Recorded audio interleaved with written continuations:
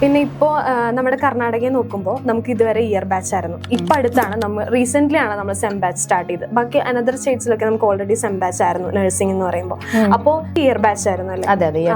അപ്പൊ എന്തായിരിക്കും കമ്പയറിങ്? ഈ ഇയർ ബാച്ച് ആണോ നല്ലത്, സെം ബാച്ച് ആണോ നല്ലത്? കമ്പയറിങ് നമ്മൾ ചെയ്യുകയാണെങ്കിൽ എന്തായിരിക്കും നല്ലത്? ഇപ്പൊ ഓരോ കാര്യത്തിനും 2 ഫേസ് ഉണ്ടെന്ന് നമ്മൾ പറയത്തില്ലേ. അപ്പോൾ ഞാൻ മനസ്സിലാക്കുന്ന വെച്ചാൽ ഓരോ കാര്യത്തിനും അതിൻ്റെതായിട്ടുള്ള പ്രോസ് ആൻഡ് കോൺസ് ഉണ്ട്, മെറിറ്റ്സ് ആൻഡ് ഡിമെറിറ്റ്സ്.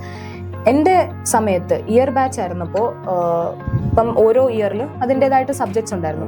ഭയങ്കര വാസ്റ്റ് ആയിട്ടുള്ള ടോപ്പിക്സ് ആയിരുന്നു, വേണ്ടാത്തതായിട്ടുള്ള കുറെ കോൺസെപ്റ്റ്സ് എന്ന് വെച്ചാൽ അത്ര യൂസ്ഫുൾ അല്ലാത്തതും. പിന്നെ ഇൻഡെപ്ത് നോളേജ്, ചില ടോപ്പിക്സിന് എക്സ്ട്രാ ഇൻഡെപ്ത് നോളേജ് ഉണ്ടായിരിക്കും, ചിലതിനില്ലായിരുന്നു. അപ്പോൾ അതൊക്കെ ഇച്ചിരി പാടായിരുന്നു. അത് സെമ്മി വെച്ച് നോക്കുമ്പോൾ കുറെ ടോപ്പിക്സ് കട്ട് ഷോർട്ട് ചെയ്തിട്ടുണ്ട്, അല്ലെങ്കിൽ ഇൻഡെപ്ത് അല്ല, സൂപ്പർഫിഷ്യൽ ആയിട്ടുള്ള പോയിട്ടുള്ളൂ. അപ്പൊ ജസ്റ്റ് അതിനെപ്പറ്റി അറിവ് വേണം. അപ്പോൾ അത് ഒരു മെറിറ്റ് ആയിട്ടാണ് എനിക്ക് തോന്നുന്നത് സെം ബാച്ചിൽ. പിന്നെ സെമ്മിന്റെ ഒരു ഡിമെറിറ്റ് എന്ന് പറയുമ്പോൾ ഇപ്പോൾ ഒരു എക്സാം ബാക്ക്ലോഗ് ആയെങ്കിൽ അവർക്ക് അത് പ്രിപ്പയർ ചെയ്ത് പിന്നെ എക്സാം കൊടുക്കുന്നത് പാടാണ്. കാരണം അവർക്ക് ആ സെമ്മിന്റെയും കൂടെ എക്സാം കൊടുക്കണം പ്ലസ് ദി നെക്സ്റ്റ് സെം. അപ്പൊ അത് ഇച്ചിരി ഡിഫിക്കൽട്ട് ആണ്.